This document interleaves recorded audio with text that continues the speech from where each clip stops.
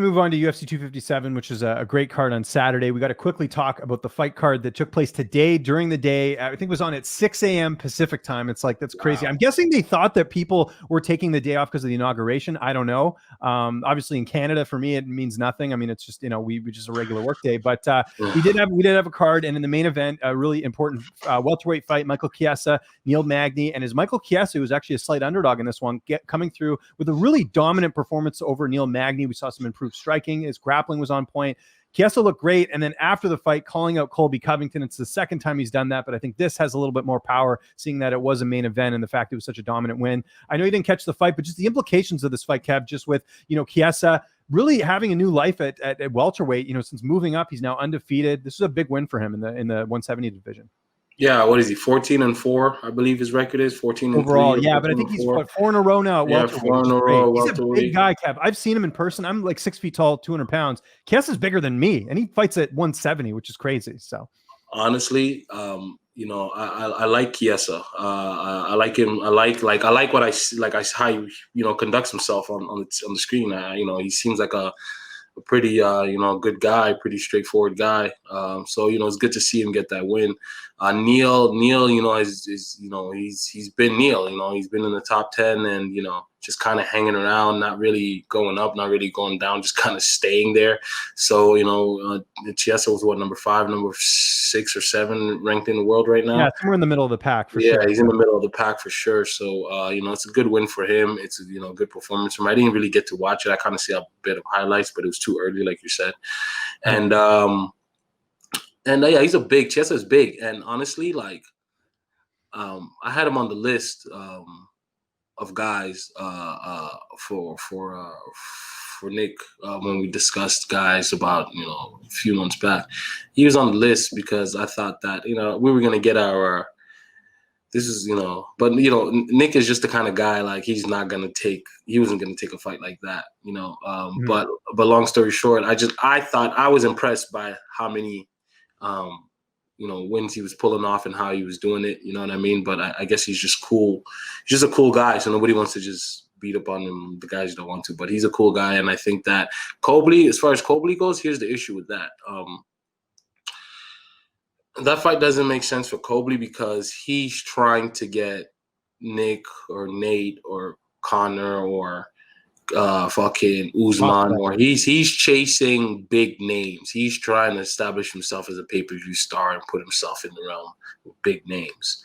So the Chiesa fight, doesn't make sense for him. Doesn't make sense for him. Now, if Chiesa keeps winning and then Chiesa puts himself in the top 3, 4, then he can only avoid him for so long until the UFC makes him take the fight.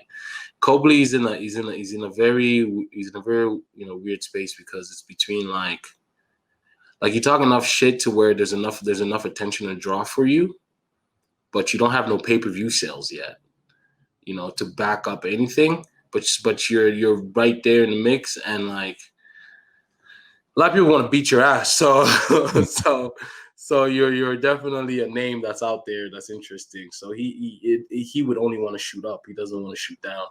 So I don't see Chiesa. I think Chiesa should go in there and I think he should. I think it depends on the name, right? If Gilbert Burns goes on and fights Usman, and then Gilbert loses to Usman, then there you go. That's a good name for him to fight. Good thinking. Yeah, there's Vicente Luque. There's a few names out there that I think would work. I'm with you. I don't think Colby's next. It could be depending on if the UFC's kind of look, Colby, you got to fight because he hasn't fought a lot, Colby, and part of that is because they're trying to find the right opponent. I mean, both of them are, right? And they said Jorge Masvidal was the guy, right? And they said that. Well, I don't know what's going on with that fight. The longer this goes on, the more I think that fight might not happen. I mean, it's a no-brainer. I think maybe not for Masvidal in terms of the style matchup, but I mean, name-wise, you can't get a bit. That's one of the biggest fights at welterweight right now is Masvidal and Colby, 2 huge names, 2 former teammates, 2 rivals, 2 huge fan bases.